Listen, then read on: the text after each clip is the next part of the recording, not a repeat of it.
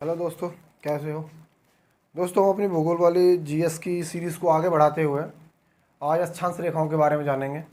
दोस्तों, बिना देरी किए, क्योंकि सभी के पास समय की वैसे भी कमी है, आप सभी लोगों को जल्दी से जल्दी तैयारी करनी है। दिल्ली पुलिस का पेपर भी आ रहा है और उसमें जीएस का बहुत बड़ा मार्जिन है। दोस्तों, मेहनत करिए, लगे रहिए। हम आज अक्षांश रेखाओं में बात करेंगे। दोस्तों, जो हमारी 0 डिग्री भूमध्य रेखा होती है, उससे उत्तर और दक्षिण की साइड जो रेखाएं होती हैं, उसके समानांतर, भूमध्य रेखा के समानांतर जो उत्तर व दक्षिण में जो रेखाएं होती हैं, उन्हें हम अक्षांश रेखा कहते हैं। ठीक है दोस्तों, भूमध्य रेखा के समानांतर उत्तर व दक्षिण में जो रेखाएं होती हैं, ठीक है, उन्हें अक्षांश रेखा कहते हैं दोस्तों। ठीक ठीक है दोस्तों, अक्षांश रेखाओं की जो दूरी है ना, वो हमेशा बराबर रहती है। फैक्ट से, ठीक, अक्षांश रेखाओं की दूरी हमेशा बराबर रहती है।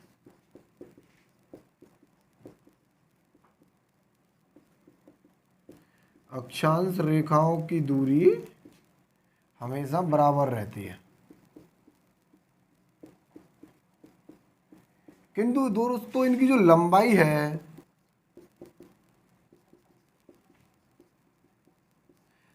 लंबाई ध्रुवों की तरफ बढ़ने पर घटती जाती है। ठीक है दोस्तों, कब घटती है? ध्रुवों की तरफ। अगर अक्षांश रेखाओं के लेके ध्रुवों की तरफ बढ़े तो क्या होगा? घटेगी। ठीक है दोस्तों, जो भूमध्य रेखा होती है, इन अक्षांश रेखाओं में एकमात्र रेखा को वृत्त कहते हैं, जैसे भूमध्य रेखा या विषुवत रेखा होती है। ठीक है, अक्षांश रेखाओं में एकमात्र रेखा को यानी विषुवत वृत्त को ही वृहत वृत्त कहते हैं। ठीक, विषुवत वृत्त को क्या कहते हैं? वृहत वृत्त। दोस्तों, एक तो होती है 0 डिग्री और बाकी 90 ऊपर की साइड होती है और 90 नीचे की साइड होती हैं। तो दोस्तों, अक्षांश रेखाओं की जो संख्या होती है, वो होती है दोस्तों 90 + 90 और +1, दैट मीन्स 181। ठीक है दोस्तों, तो दोस्तों ये हुआ अक्षांश रेखाओं के बारे में। अक्षांश रेखाओं में दोस्तों कुछ और होता है, जैसे 0 डिग्री भूमध्य रेखा होती है, उसी की तरह दोस्तों 66.5, 23.5 उत्तरी और दक्षिणी अक्षांश भी होते हैं। ठीक, अक्षांश रेखाओं की दूरी बराबर होती है हमेशा, लंबाई ध्रुवों की तरफ जाने पर घटती है। विषुवत वृत्त को बृहत वृत्त कहते हैं, इनकी संख्या 181 होती है। ठीक है दोस्तों,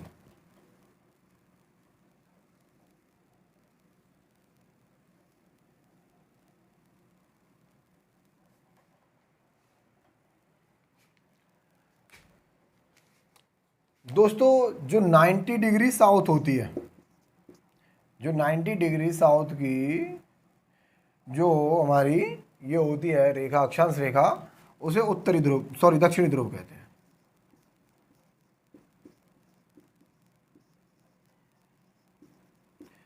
वैसे ही दोस्तों 90 डिग्री नॉर्थ को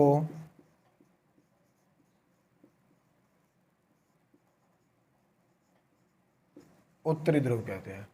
ठीक है दोस्तों, ये हमारे 90 डिग्री साउथ को दक्षिणी ध्रुव और 90 डिग्री उत्तरी नॉर्थ को उत्तरी ध्रुव। दोस्तों, ये होती है 66.5 डिग्री साउथ।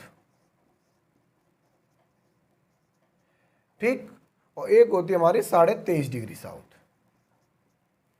दोस्तों, जो 66.5 डिग्री साउथ होती है, उसे दो चीज, जैसे अंटार्कटिका उपध्रुवीय वृत्त या अंटार्कटिक वृत्त कहते हैं। ठीक,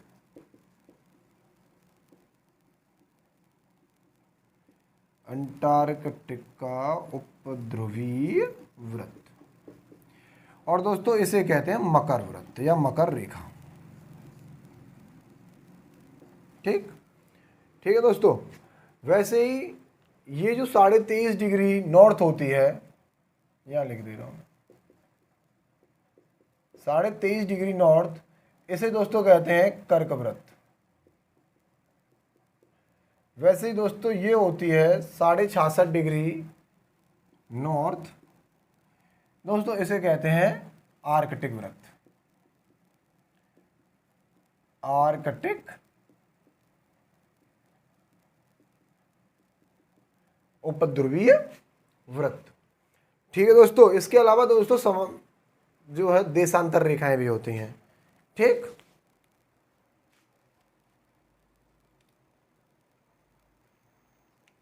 ठीक है दोस्तों। दोस्तों भूमध्य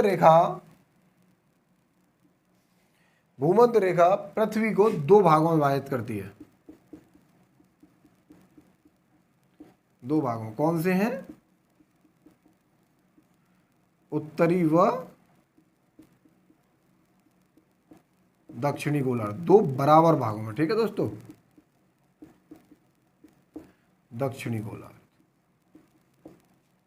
ठीक दोस्तों, 90 डिग्री साउथ को दक्षिणी ध्रुव, 90 डिग्री नॉर्थ को उत्तरी ध्रुव, 66.5 डिग्री साउथ को अंटार्कटिक उपध्रुवीय वृत्त, 23.5 डिग्री साउथ को मकर वृत्त। ठीक, और दोस्तों 23.5 डिग्री नॉर्थ को कर्क वृत्त और 66.5 डिग्री नॉर्थ को आर्कटिक उपध्रुवीय वृत्त कहते हैं। ठीक है दोस्तों, अब आगे बात करते हैं देशांतर रेखाओं पर।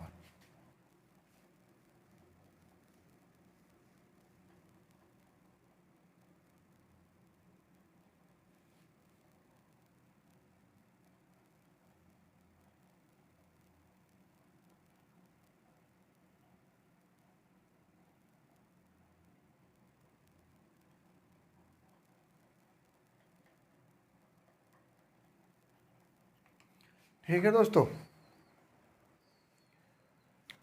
होता क्या है कि ये तो हमारी अक्षांश रेखाएं हो जाती हैं जो पृथ्वी को राउंड अप करती हैं। वैसे ही हमारी देशांतर रेखाएं होती हैं जो समय को डिनोट करती हैं। दोस्तों एक फैक्ट और नोट करना उसमें, प्रत्येक अक्षांश रेखा पर जो मौसम और जलवायु होती है या वहाँ की होने वाली फसलें होती हैं वो सारी समान पाई जाती है। मतलब अगर इस रेखा पर अगर हम देखेंगे तो जो मौसम और जलवायु होगा वो समान पाया जाएगा। ठीक है दोस्तों, क्योंकि यहाँ पे क्या होता है, सूर्य का प्रकाश इस रेखा पे जो भी जगह पे होंगी सारी उन पर समान रूप से उतना ही मिल रहा होता है। ठीक है,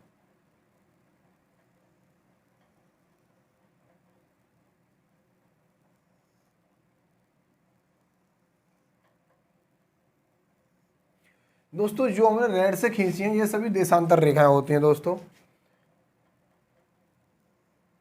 इनकी जो मेन रेखा होती है उसे हम प्रधान याम्योत्तर कहते हैं, जो बीच में होती है। प्रधान याम्योत्तर। ठीक है दोस्तों, प्रधान याम्योत्तर और ये जो आ रही है प्रधान याम्योत्तर और 0 डिग्री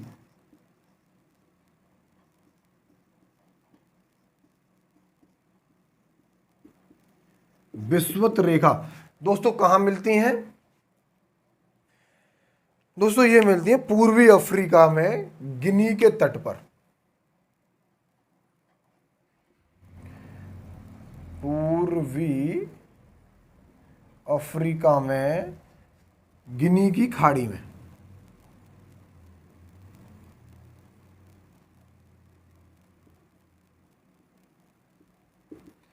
ठीक है दोस्तों, मेन फैक्ट है प्रधान याम्योत्तर और 0 डिग्री विषुवत कहाँ मिलती हैं?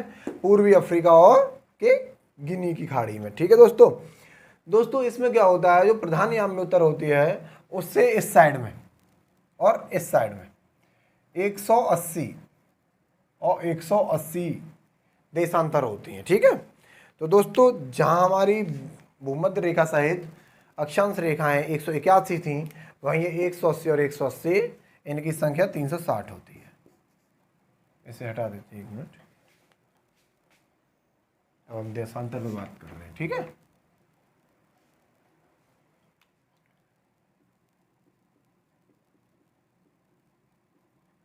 ठीक है दोस्तों, इनकी संख्या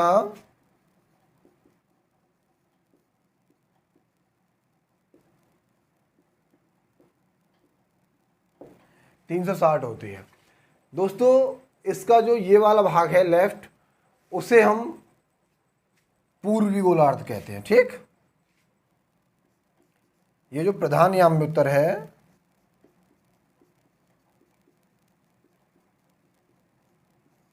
पृथ्वी को दो भागों में,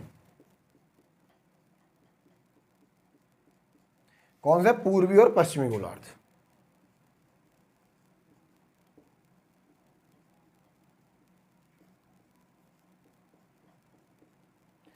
दोस्तों याद रखेंगे, जो अक्षांश रेखा में जो विषुवत रेखा है वो पृथ्वी को दो बराबर भागों में उत्तरी व दक्षिणी गोलार्ध में बांटती है, और जो प्रधान याम उत्तर है वो दो भागों में पूर्वी व पश्चिमी गोलार्ध में बांटती है। ठीक है दोस्तों।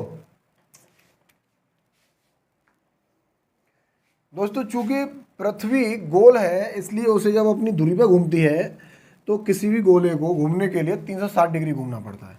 तो हमारी पृथ्वी को भी 360 डिग्री घूमना पड़ेगा। तो दोस्तों जब पृथ्वी 360 डिग्री घूमती है तो उसे इतना घूमने में लगते हैं 24 घंटे, और 24 घंटे बराबर होता है 1440 मिनट। तो 1440 मिनट घूमने में उसे कितने डिग्री घूमते 1440 मिनट में, 360 डिग्री। तो 1 डिग्री घूमने में कितना मिनट लेगी, 1 डिग्री घूमने में लेती है दोस्तों 4 मिनट। ठीक, इससे जो हम डेराइव करेंगे वो ये चीज़ होती है दोस्तों कि सूरज सबसे पहले कहाँ निकलता है, पूरब में। तो पूरब से ही तो पश्चिम में पहुँचेगा। अब सोचो कि सूरज यहाँ निकला पूरब में, अब उसे यहाँ पहुँचना हो तो सूरज को यहाँ से यहाँ पहुँचने में कितनी देर लगेगी। ऑब्वियस सी बात है, 360 रेखा पूरी पार करनी पड़ेंगी, तो उसे कितनी देर लगेगी, पूरे के पूरे 24 घंटे लग जाएंगे। तो यहाँ से यहाँ तक घूम के दोबारा इसी पॉइंट पर आने में उसे 24 घंटे लगेंगे। लेकिन अगर आधी पृथ्वी को कवर करना होगा तो उसे दोस्तों 12 घंटे लगेंगे। ठीक, तो होता क्या है कि जब पृथ्वी पश्चिम से पूर्व की दिशा में घूम रही होती है, तो जब हम पश्चिम की तरफ जाते हैं तो एक दिन दोस्तों घटा देते हैं, और पूर्व की तरफ आते हैं तो एक दिन जोड़ लेते हैं। ठीक है, अच्छा ये हो गया जो हमारा मीन टाइम है, ग्रीनविच मीन टाइम।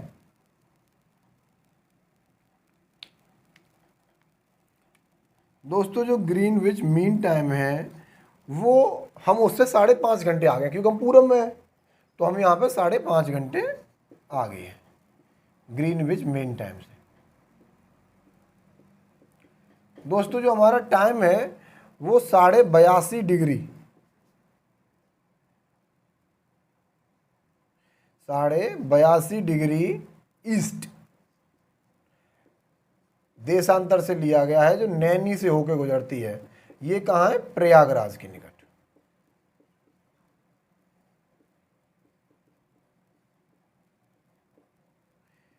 ये समय लिया गया दोस्तों हमारे देश का। ठीक है,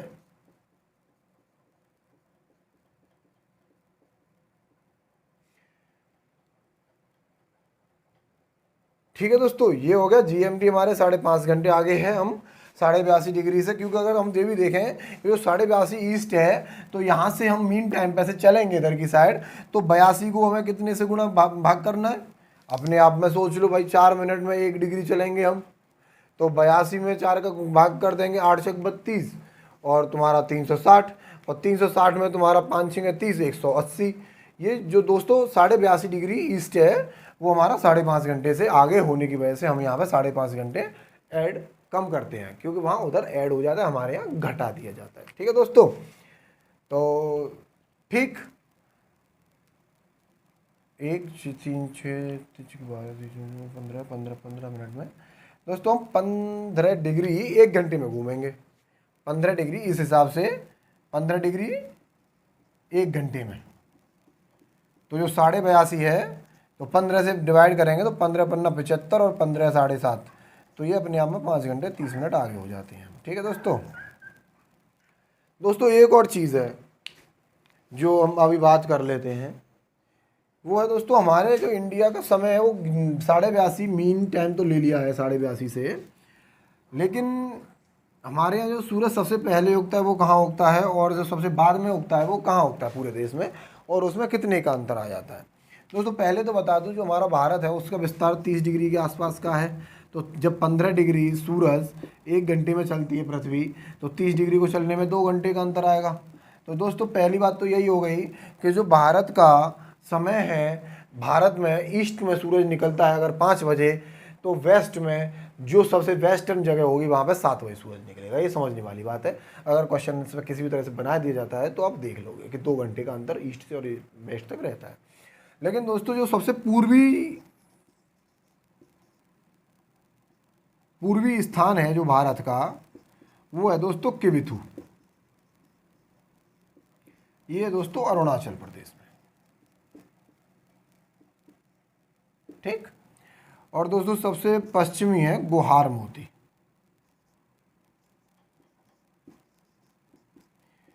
पश्चिमी है दोस्तों गुहार मोती।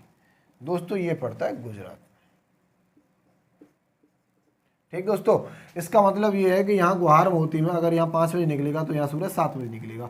पर इसका ये भी मतलब है कि अगर यहाँ 5 बजे दिन खत्म होगा तो यहाँ 7 बजे ही दिन खत्म होगा। ठीक, तो दोस्तों ये था हमारा अक्षांश व देशांतर के बारे में। ठीक है, कल से हम पृथ्वी की आंतरिक संरचना और पृथ्वी की उत्पत्ति आदि के बारे में पढ़ेंगे। तो आज की क्लास को यहीं विराम देते हैं, कल से फिर स्टार्ट करेंगे। दोस्तों एक हर चीज़ होती है कंटिन्यूटी रखोगे हमेशा सफलता मिलेगी। हर चीज़ में सफलता कंटिन्यूटी के आधार पर, प्रयास करने के आधार पर मिलती है। ठीक है, तो हम कंटिन्यूटी रखेंगे हमेशा, और आप सब लोग भी। ठीक, मिलते हैं अगली क्लास में।